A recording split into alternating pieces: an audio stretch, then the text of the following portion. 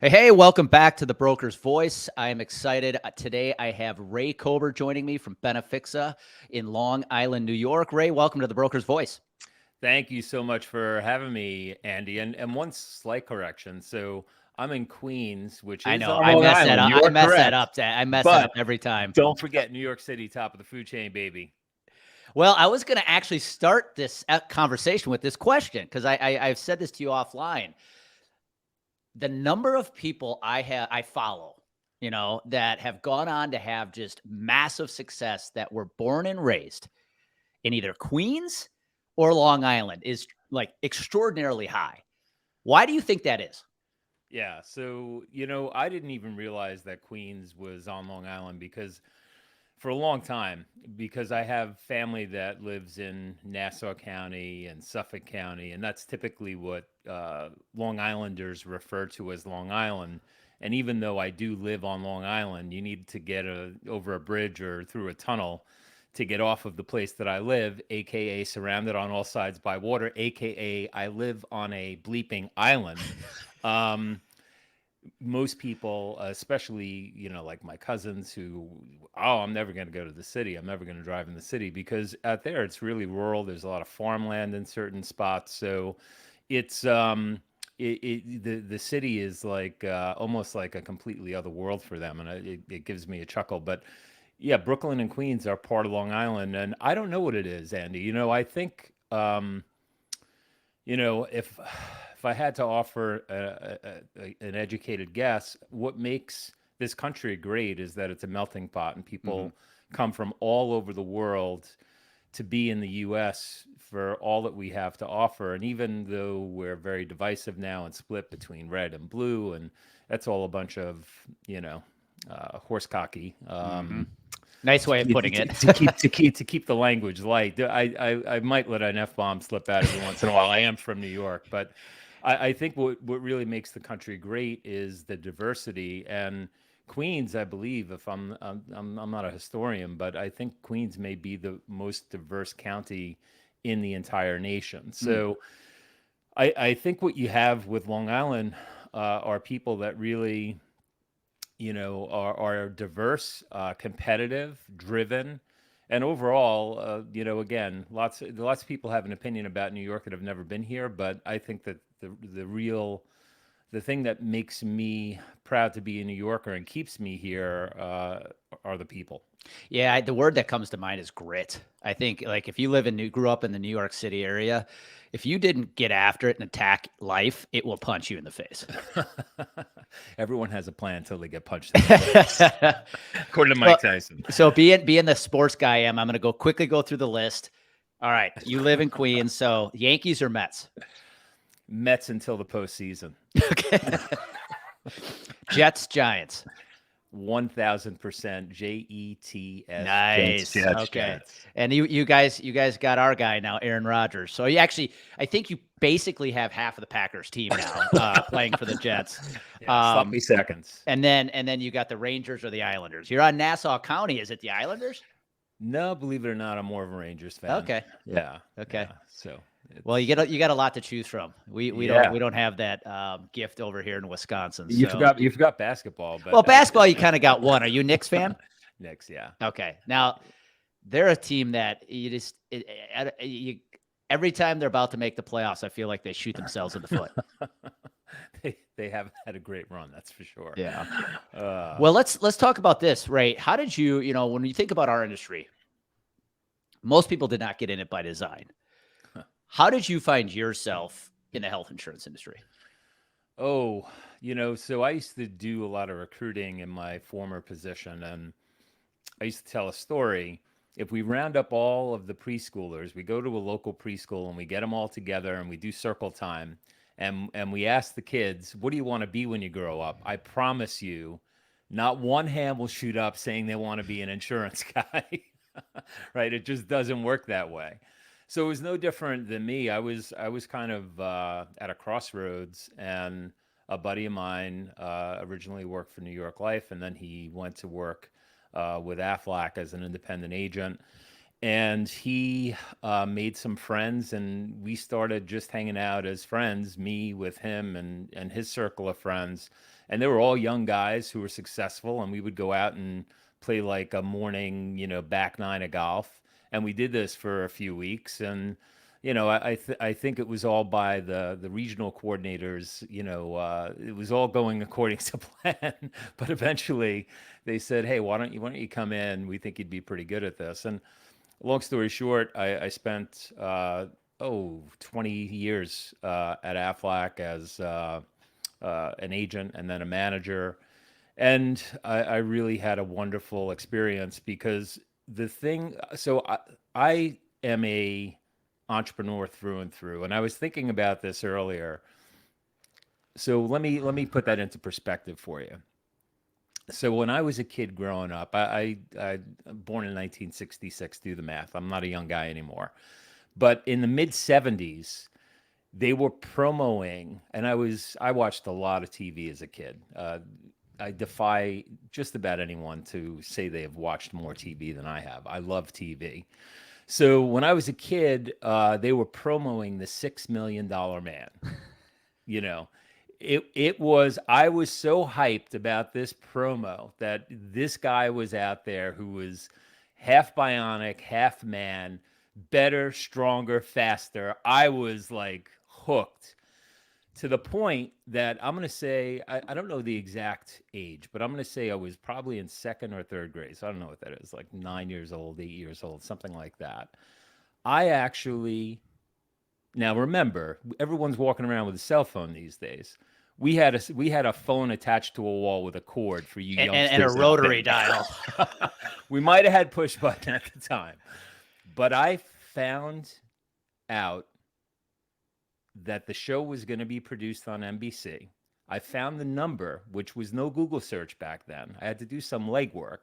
I found the number and I harassed a secretary to tell me when the $6 Million Man was going to be on TV. That is an entrepreneur. If that's not And an that was at entrepreneur, 8 I or don't know what 9? is. Yeah, I was just a kid. So for me, they people talk to me all the time and like, how'd you get started? And I was I always worked hard, and I have this thing that I'm actually, so I just launched a podcast, as you Yep. know, and I'm thinking about like a sign off, like a Walter Cronkite sign off. And for me, um, what's important to me: dream big, work hard, love always.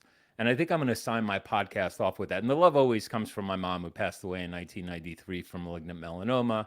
And, I tell stories about how I lost my dad at 2 and I lost him to lung cancer. So cancer is something that really is kind of very important to me, just in terms of empathizing and knowing what people go through. And I think that's what really drove me at Aflac, because their flagship product is a cancer product that I really think most people ought to have. It's something that, if it's in their back pocket, could really save the day financially if they need it. But for me, those are kind of the Yep. drivers. And as an entrepreneur, I always wanted more. I've always dreamed big.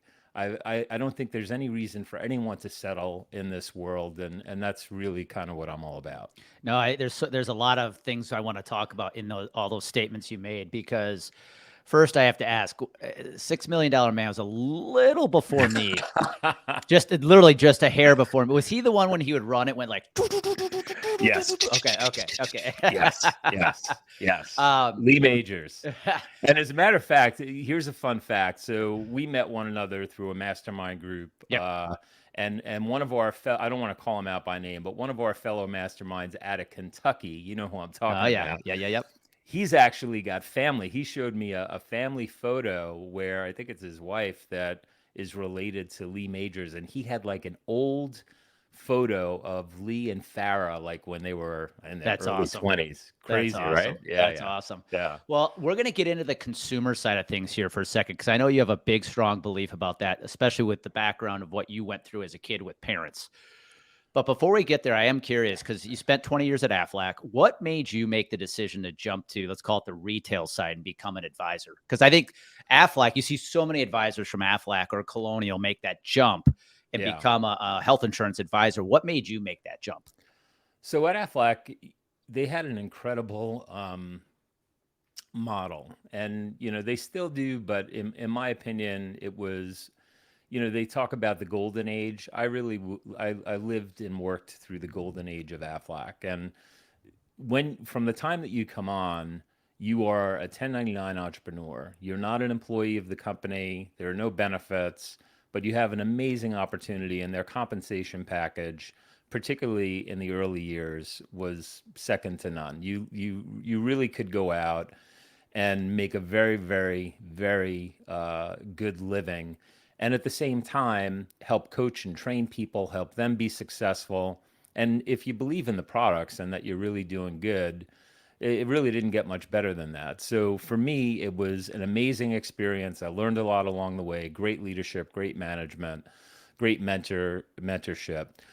But ultimately, I guess I got to a point where I wanted to do more and I had clients asking me for more. And so it was a turning point when I had clients come to me saying, Ray, we wish you could help us with health insurance because we're getting clobbered here, and we would love it if you did more than just Aflac. So I pivoted and I started my brokerage in mid 2015. And it was really just to serve my existing client base. I didn't really advertise, I didn't market. It wasn't by design. I wasn't trying to, be the next day on a marsh, God forbid. But I just kept it small. And it wasn't until 2018 that I went to a voluntary benefits expo in Atlantic City, and I saw this guy on stage, and he was preaching the gospel, baby. And I came to Jesus because so his name was Nelson Griswold, and Nelson, and Hmm. so he started the mastermind, and everything that he was saying was resonating with me. And what he was saying is, the U.S. healthcare system is broken. The insurance carriers are the cards are stacked in their favor. The brokers out there, the large big box publicly traded brokers and the private brokers, are in the pockets of the insurance carriers. They're the sales force of the insurance carriers. And the hospital systems and the healthcare providers and all of the M&A going on, all of this stuff that's happening is for their benefit, and it's to the detriment of the consumer and the policyholder.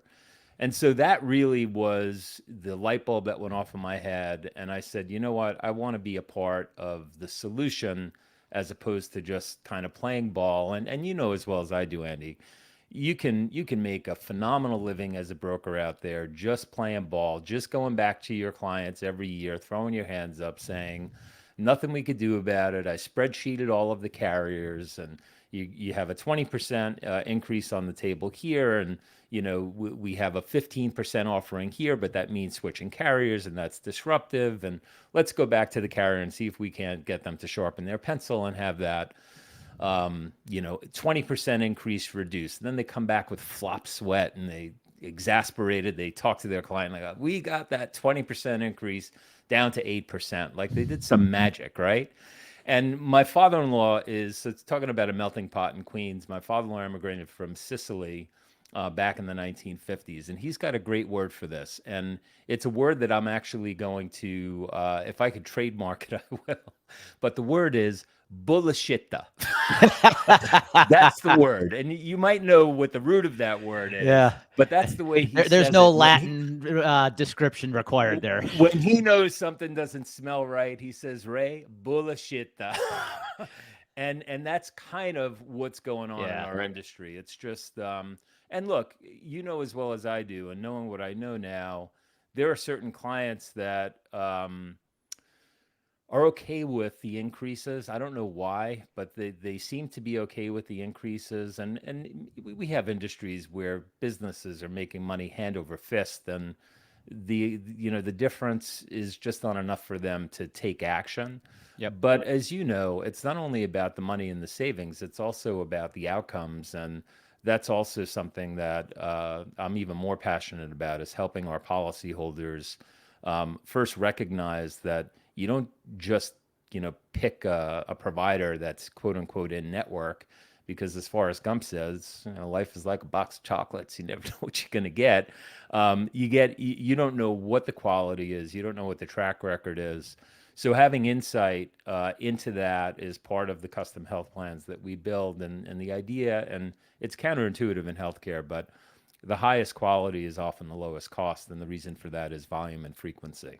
So we're going to get into that. You brought up some good points though about our industry. I find it interesting, right? In our industry, because of inflation, let's call it health insurance cost inflation, you do nothing, you get a pay raise, right? Or if you just renew your clients every year at a 5 to 8 to 10% increase, you're actually growing your revenue naturally that way.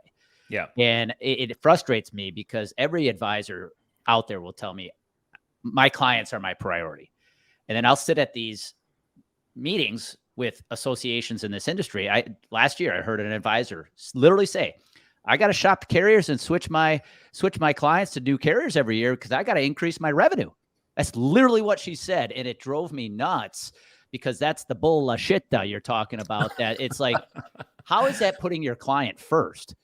And a quick side note, Ray, and we'll get it. I'm going to get in consumer that. I think that's where you and I met at that conference in Atlantic City because I spoke there.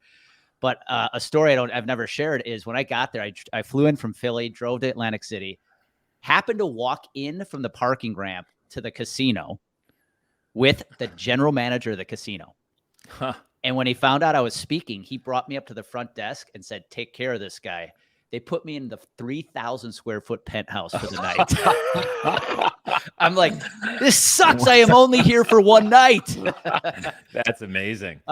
Anyways, I digress. But let's go back to the consumerism part, because I love talking to people in our industry who I believe have a really good why as to what they're doing.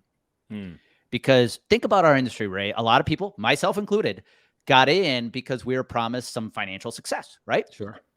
But you got in because you also saw personal experience what healthcare does to people with your parents. And one of the things I love about your brand is it's very much about fighting for the underdog. And you and I both know a health insurance plan is only as good as an employee's perception of it. So what do you see as the problems today? Because the consumer, the employee is the underdog. I don't even think the employer is the underdog. The employee is the underdog because they don't even get to pick their plans. What is the problem today? Why are employees having such a hard time with their health insurance programs? It's a great question, and I believe that it boils down to the fact that we've all been conditioned. We're brainwashed to believe that the emblem, the logo that's on our health insurance ID card represents the best healthcare, or quote unquote the good insurance, right? And so, knowing what we know, nothing further could be from the truth. It's not about having the United Healthcare logo or the the pick a flavor, Blue Cross Blue Shield, Anthem, CVS, Aetna. It's not about the logo that's on your ID card.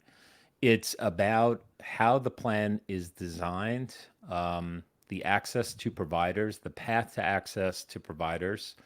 And a big piece of this, I really think, if HR directors, CFOs, CEOs really took a minute to examine this expense, and healthcare is typically a top operating expense, second only to payroll. So you would think more thought would go into it. And I do think, over the course of the past 3-4 years, I am starting to see more involvement from the C-suite. Maybe that's a good sign. But I also think that their go-to, just kind of the knee-jerk reaction when they start talking about healthcare is, I don't want to upset the apple cart. I am afraid of change. My wife will kill me if we change, insurance companies and her provider is not in network. My husband will kill me if we change providers and his orthopedic surgeon is not in network. Whatever the case may be, these are the things that I think are in the psyche of the folks that are making the decisions. So I think a lot of it is self-preservation for selfish reasons. But the reality is they're misinformed. They couldn't be further, they couldn't be more wrong, because it's not about the insurance carrier. It's not about their network. I would argue that having an insurance carrier and network is more risky from a financial planning perspective, and it's also more prone to poor outcomes for the reason that I stated earlier. If people could go wherever they want and they make a decision based on how close a specialist is to their home, or a Google review or a Yelp review of a doctor, or the picture of the doctor with a beautiful smile, those are not ways to determine who the best providers are. The best way to determine who providers are to have experts like doctors and nurses who have access to the data and know empirically this doctor has great numbers. They have low mortality rates, and they have phenomenal recovery rates, and there are no readmissions after they do surgery. They look at all of these things, and there are scoring systems that are out there, data that's available to them, and armed with that data and their clinical expertise, they can guide folks to the best providers. And often the best providers are the lowest cost. Yeah, what the phrase that came to my head, it's like the desire to make a convenient decision often leads to an inconvenient result, right? When you think about consumers, they know very few people want to make hard decisions or important decisions. So when it comes to healthcare, what do? Oh, I want to go here because it's down the street, or I'm going to go to this doctor because my buddy told me to go there. Yeah, Convenient decisions, but that often leads to a worse outcome, both physically sometimes and financially. for sure. And 100%. and and health insurance is inconvenient. Let's be honest. So if you are working with a company, if you're speaking to a CFO right now and they're putting their hands up because they are the company you just described earlier, it's amazing that they're okay with a 20% increase being reduced to 8 or 9, Hmm. and they've been sold. That's a good thing. Yeah. What can they start doing to help? How can they help their employees get better health care and in turn help their bottom line? I really think it starts with education. They need to spend a little bit of time on this. And so one of my recent accomplishments in the past couple of years is I wrote a chapter in this book, Life and Death Decisions in the C-Suite. That's something that's available on Amazon, or you contact me and I can get you a copy of it. We'll But put it in the show notes too. So yeah, I appreciate that. It's just a matter of, and it's not a shameless self plug. There are a bunch of books like this out there that can help you on this journey, and I think it starts with knowledge. One of the best books on healthcare, in my opinion, is Dr. Marty McCary's The Price We Pay, and it really shines a light on what's wrong with the system, and it will give your viewers a good understanding of how bad things can be, but also on what they can do about it. So I tell CFOs, this is one of your top operating expenses. And then I ask them what their PEPY is, and they don't know what that means, right? We have a million acronyms in our system. But what they do know is what I tell them is true, which is you can't manage something that you can't measure. So you have to start with that. You have to start with understanding what is the national average, and they can find that information. It's publicly available. Go to the Kaiser Family Foundation, kff.org. You can find a plethora of information out there with what your peers are paying for healthcare. And then if you know your PEPY per employee per year cost, your all-in cost for your health plan, not dental, vision, et cetera, all-in cost of healthcare, including employee contributions and any contributions that you might make to an HRA, an HSA, et cetera. All in, what's that number annually? Divide it by the number of employees that you have participating in your plan, and that gives you the PEPY. That's a very useful number because that's a starting point. It gives us a number that we can then measure against the national average. And if you measure that number and you say, well, our PEPY is $25,000, and you know that the national average now is creeping up on $17,000, you're paying more than the national average. And then you have to dig in deeper, but it's at least a starting point. So that would be number one. Number two, I would say if you just really want to make it easy, understand that healthcare has a supply chain that could be managed, just as there is with any other product or service that you procure. Healthcare has a supply chain. One of the real easy things that we do with our clients is we start with a pharma analysis because so the two biggest lobbying arms in the US are insurance and pharma.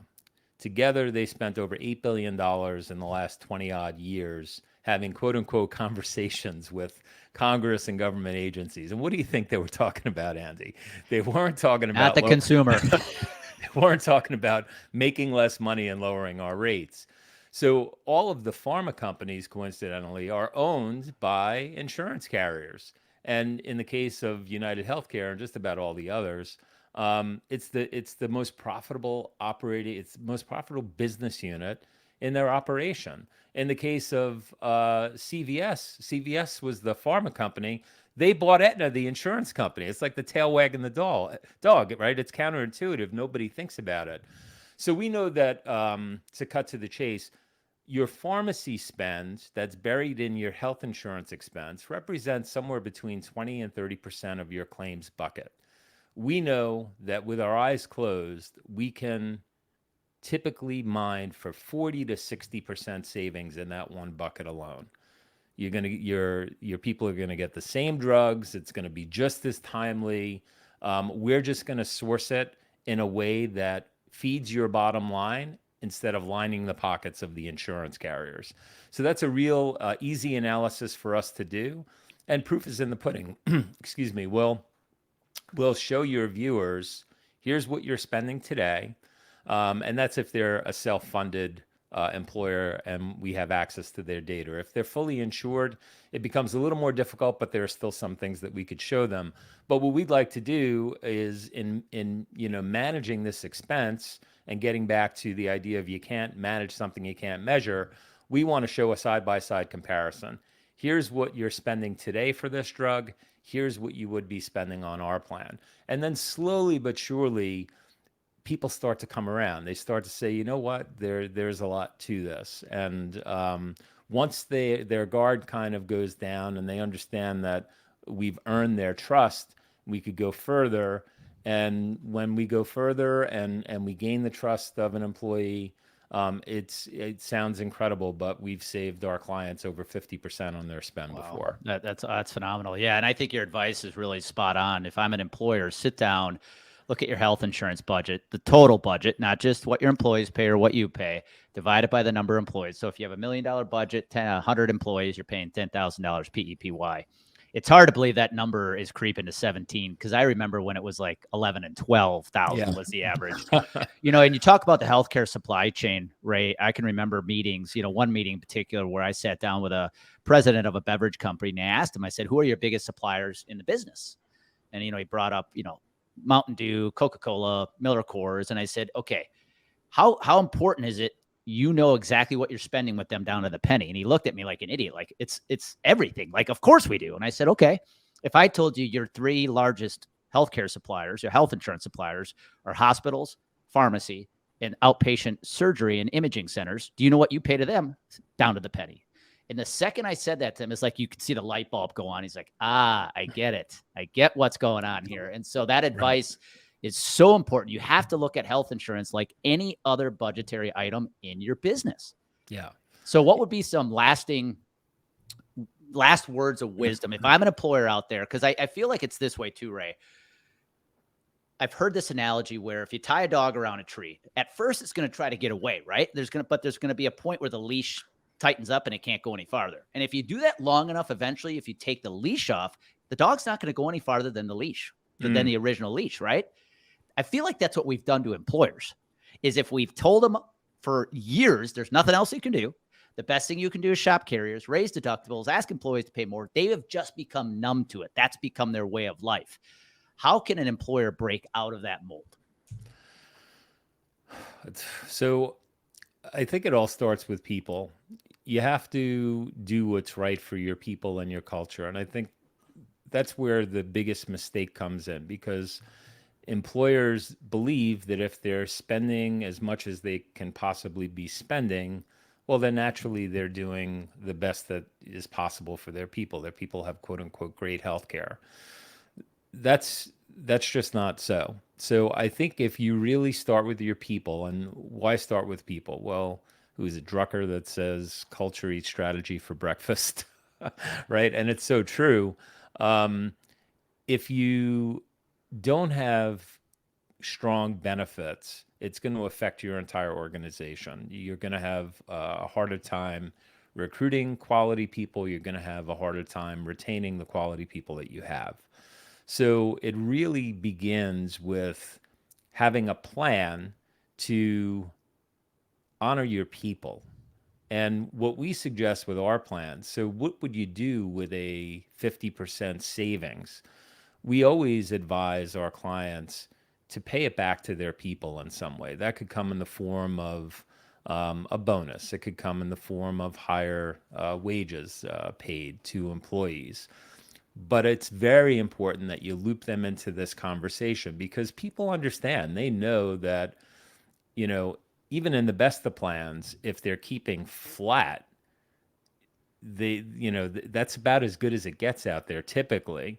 So if now all of a sudden we can reduce the amount of the employee contribution, or we can improve the benefits so that the out-of-pocket exposure is less to employees, and they start to see a trend where year over year, when they were used to seeing increases year over year and more out-of-pocket contributions, and the wonderful shell game that brokers play with having employees spend more out of pocket than they ever have and contributing more to the plans.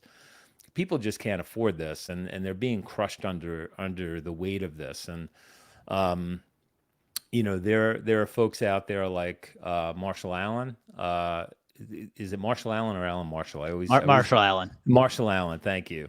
I heard him at a conference, and he's a journalist that runs in our circles, and he said something very telling at the U-Powered conference in Miami, and what he said was, "We're in a bubble. We're in a healthcare bubble, and that bubble is going to burst. It's just a matter of when." My fear is the insurance companies, the all of the power players in this space realize, folks, we're going to spend $4.5 trillion on healthcare as a country, which is insane. So there's a lot of money at stake. And when you have players that are spending billions and billions of dollars lobbying Congress for their benefit, even though we may be in a bubble, it could be years and years and years before this thing unwinds. So the point is, what do you do about it? And again, it starts with people. Do the right thing by your people. Keep them in mind. Pay it back to your people so that they understand when these changes happen, and change is and can sometimes be disruptive. What it means is they're going to be employed first and foremost. They're going to see pay increases. They're going to see cost reductions. And if those are things that are important to your organization, then you have to do the work, and you have to take a little bit of a leap of faith. And as always, inspect what you expect. Yeah, it's maybe going back to the wise words. Was it your uncle? Weed through the bullshit. My Or your father-in-law. father-in-law. And, Weed through the bullshit. and Andy, you're from the Midwest, so we forgive you, but it's bullshit. I'm doing my best, Ray. Doing my best. You did great. If somebody's listening in and they want to get in touch with you, Ray, because this was a really good conversation, what would be the best way to reach out to you? Well, you could call our offices at 212-858-0070. I'm a James Bond fan, so 0070. I like that. Or you could email me at ray@benefixa.com. And I put your email right below here. So if Benefixa. somebody Yeah. wanted to get a hold of you. And you also got the Let's Go podcast. So if you're listening in, Ray just came out with a new podcast, Let's Go. He's going to be interviewing some cool people, businesses and providers alike, to help you build a health insurance plan your employees love. And this has got nothing to do with insurance. This is a shameless plug. We just produced my daughter's first children's book. Oh, that's It's called awesome. Dally the Dog with the Alligator Tail. It's available on Amazon, and it's about kids and parents struggling with The Anxiety of a First Day at School. So go check That's that out. awesome. I didn't know she was an author. Yeah, this is That's awesome. hot off the press. So you would be I would be your best friend if you went out to Amazon, bought the We'll book, put that in the link gave too, it Ray. Yeah, 5 that's stars. cool. Hey, that actually speaks to my heart because we unfortunately had to put our dog down last year. She had a great life, but we always said she had a monkey tail. She had this long monkey tail, and so the dog with the alligator tail, I like that. Yep.